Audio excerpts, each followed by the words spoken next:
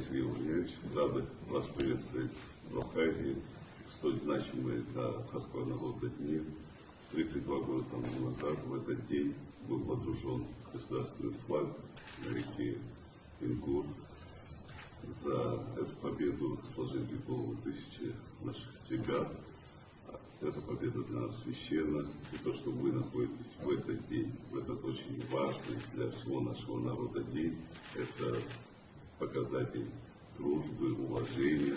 Большая честь в этот праздник быть здесь, в Абхазии, в Сухуми.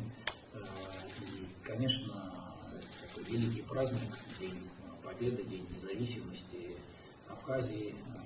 32 года назад народ Абхазии доказал всему миру свою волю, свое мужество, свою готовность отстаивать независимость и самостоятельный выбор своей судьбы.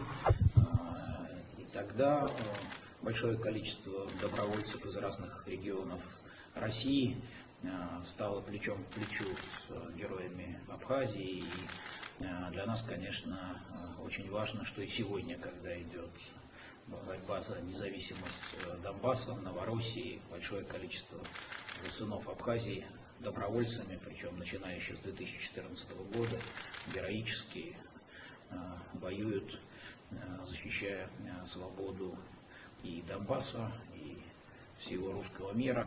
Спасибо большое за прием.